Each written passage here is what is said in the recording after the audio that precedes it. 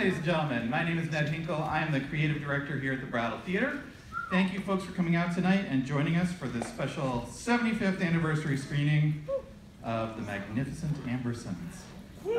Yes. Just a few things before we get started. First of all, we will be joined by author Colin Fleming in a moment. He is going to do an introduction before the film, put it in some context, and I'll tell you more about that in a second. But first, I hope you're aware that the Brattle is a nonprofit cinema, so thank you for coming out and supporting us and buying tickets in that way. If you are interested in more ways that you can contribute to the theater, please visit our website at brattlefilm.org. Also there you will find our full schedule of films that we have coming up. They're also in our calendar. This weekend, or this whole week really, is what we call our reunion week. We are celebrating films that are in turn celebrating their 25th, 50th, and 75th anniversaries. Tomorrow during the day, a double feature of two great comedies, The Palm Beach Story and Woman of the Year. And then at late, if you are so inclined, we are showing Twin Peaks Fire Walk with Me. A very different movie. Weirdly similar to The Magnificent Ambersons, but we can talk about that. I'm not. And some other great stuff all weekend long. Jack Tutti's Playtime on Sunday on 35mm. I highly recommend it. A great way to spend what looks to be sort of a gloomy weekend, as long as you're not driving to Harvard Square. We have to compete with the music festival crowd. But in any case, so happy that you're here tonight. And just before I introduce Colin for real, I want to ask you to please take out your cell phones and turn them off, or at least silence them. And please definitely refrain from using them during the screening. As you might have heard me say, and I like to say, everybody will hate you, including yourself, if you use your phone during The Magnificent Ambersons. And now I'd like to introduce you to Colin Fleming. He is an author. He has written, if you imagine a publication in your head, he has probably been published in it. He has written extensively on Orson Welles and many other people, and he's going to give us some context about The Magnificent Ambersons. You might know that it was famously butchered against Orson Welles' wishes, and he might have something to say about that. So please welcome Colin, and thank you very much, everyone. Thanks for coming out to Magnificent Ambersons. It is the film that Orson Welles would have told you would have been better than Citizen Kane, which everyone thinks is the best film ever, right? Or tops those lists. It's kind of like Gatsby, great American novel. You just kind of go with it. Sgt. Pepper, best rock band. So Ambersons was going to be his bravura follow-up. It was going to be even better. And I think when we think of Welles today, we think of Kane, we think of his heft, we think of his sort of voice of God, style of narration, that voice that deepened as he got bulkier. And we think of Paul Mason wines, like if you were around in the 70s or you go on YouTube, you know you're not exactly an onophile. Like if you love Paul Mason wine, it's kind of like what you fill up in like a beer glass on a night like this and think, oh, it's gonna get better next week. That'll be the week it turns around. But how did Welles get to be a Paul Mason wine pitchman? It's kind of a long fall from, boy, genius. He's 26 when he starts making Ambersons in the fall of 1941. And Hollywood didn't like him because he was given carte blanche. He was some kind of genius, but you didn't really know what kind. He knew a lot about a lot of things.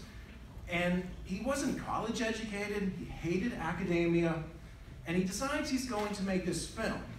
When World War II, all of that is going full bore, and he's going to go to this Booth Tarkington novel from 1918, which is about the rise of the automobile, Fordism in a sense, but also about a guy who we want to see get his, it's a quaint word, maybe grandmother used it if she was the type of person who said, too big for your britches, his comeuppance, which nowadays would mean like public shaming, but back then there was a nicer word for it. And it went against the grain of everything at the time going on in Hollywood, when it was like rah-rah war pictures, that kind of thing. And here is this introspective, moody, downcast film that seemed completely out of step with the times. Wells doesn't help himself. He goes to South America on behalf of the war effort because we were worried, I guess, that South Americans were going to go the fascist route. So we sent Orson Welles to make a film. Welles is there. He totally goes the senorita route. He is like up to no good, nonstop, drinking, carousing, and his film is not faring so well back in Hollywood. In a place called Pomona, and if you know Welles, you know what an infamous city that is. There was a preview screening of Ambersons on March 17th, 1941. And these preview screenings were basically, like you'd go to Arby's, you'd round up a lot of people, and you'd say, come out, watch this film, and write things on placards about it. So it was basically like a live version of an online comment forum, not like really what you're looking for if you want your picture to remain intact. And these are some of the things people had to say. People like to laugh, not be bored to death. And that's laugh with the less common L-A-F-F spelling. Rubbish, a horrible distorted dream. I did not like it. I could not understand it. Too many plots. Make pictures to make us forget, not remember. Healthy, right? The worst picture I ever saw. It's as bad, if not worse, than Citizen Kane. Now, there are some positive ones, but they're kind of freighted with like these overtones of negativity. I was disgusted with the way people received the picture, which truly brings art to the picture industry. Photography rivaled that of the superb Citizen Kane, but I couldn't stand everyone else in the theater. So what's happening then is these aren't just people who aren't enjoying a film. They're heckling it, they're like all but bodily launching themselves at the screen. And the picture is chopped, and there's little Welles can do about it. He's corresponding with Joe Cotton, who stars in the film, and Robert Wise, the editor, who directed the first Star Wars motion picture film, which the Brattle recently screened, I think. And the music by Bernard Herrmann is cut. And if you ever read anything like letters that Bernard Herrmann writes, he's not a nice man. So he's like flipping out on everybody, and it's just a mess. And RKO decides they're going to dump Welles. They're not just going to dump him, they're going to replace him with a slogan, which was showmanship in place of genius. This isn't happening again. We're not doing this genius thing, we're losing money. But some things to look for in the film.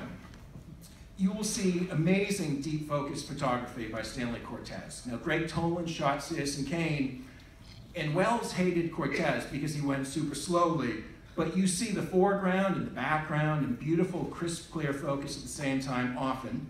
There is a wonderful improvised scene with Tim Holt, who's George Minifer Amberson, and Agnes Moorehead, one of the best ever thespians, really. And it's completely improvised. And Tim Holt had to keep eating these cakes during the scene. So he actually gets physically sick, but they cut that out.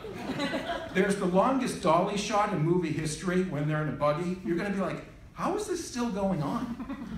And then the last scene, you will notice, is not by Welles at all. It'll be the first time you see the foreground blurry, the background in deep focus, and then reversed, which is like the same effect you get if you were to watch an episode of Friends. Rachel's in the front, she's nice and focused, Chandler's in the back, he's blurry. That's what's happening there. But I think in the end though, although Peter Bogdanovich had Welles over his house in the 1970s, the director Peter Bogdanovich, and Ambersons came on the TV, and everyone was like, hey, Orson, tell us about this. And he said, no, I'm gonna go out in the yard. He goes out in the yard, and Bogdanovich walks out, and Welles is crying. And he wasn't an outwardly emotional man. And Bogdanovich said, like, what's up? And Welles said, well, I'll never be able to go back to that time when I could make movies with a free hand.